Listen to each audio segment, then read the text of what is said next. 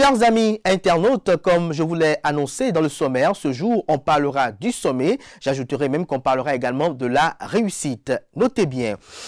La réussite est un sommet convoité, mais redoutablement solitaire. Plus vous montez, plus l'air se raréfie et plus les regards se chargent d'envie, de suspicion ou de haine. Ce n'est pas votre chute que l'on attend, mais le moment où votre lumière vacillera, ne serait-ce qu'un instant pour s'en réjouir en silence.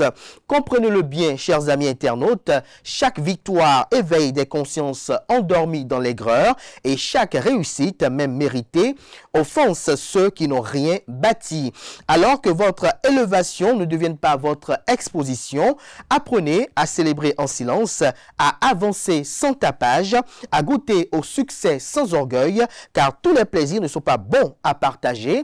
Certaines joies doivent rester secrètes pour ne pas attiser les flammes de l'invisible jalousie. La discrétion n'est pas faiblesse, c'est l'armure des âmes lucides dans un monde où le triomphe attire autant les bénédictions que les malédictions. Soyez grands, mais restez prudents. Soyez heureux, mais restez sobres. Soyez visibles dans vos œuvres, mais invisibles dans vos jouissances. Chers amis internautes, de cette pensée du jour, il faut juste simplement reconnaître une chose, que lorsque dans la vie, vous posez des pas épris d'éloges, vous ne pouvez pas dire pas élogieux, vous rencontrez face à vous l'adversité des hommes, notamment celle de ceux qui voulaient peut-être faire la même chose, celle de ceux qui vous rivalisent parce que peut-être ils pensent dans leur petitesse d'esprit que peut-être vous avez pris leur place, alors que dans le divin, dans la vie, personne ne prend la place de quelqu'un. Et il y a la troisième catégorie de ceux qui ne veulent rien faire et qui n'ont que pour sale besogne celle de critiquer les gens, de nourrir de l'envie, de nourrir de la jalousie,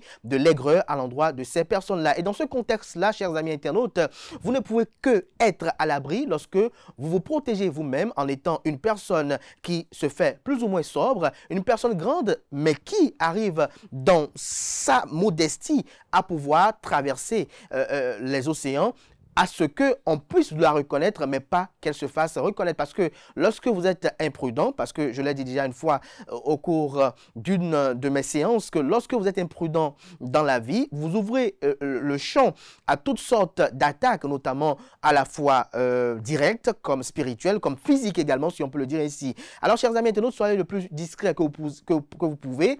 Je dirais même autrefois qu'on ne paraît pas chef, on est chef. On ne paraît pas grand, on est grand. Et donc, du moment où on ne paraît pas grand, vous n'avez pas besoin de paraître, vous n'avez pas besoin de vous arborer, de provoquer et de mépriser certaines personnes. Soyez ce que vous êtes et la vie, la société, la nature vous reconnaîtra dans votre juste valeur. C'était la pensée et l'éveil de ce samedi matin, chers amis internautes. Juste après le jingle, je recevrai pour vous, notamment à ma gauche ici, Fidèle Agokou, qui est promoteur agricole, qui nous viendra notamment de Alada. Il vient tous les jours, tous les samedis depuis Alada pour nous entretenir sur une vertu. Notamment ce jour, il nous parle du néré. C'est juste après ce jingle.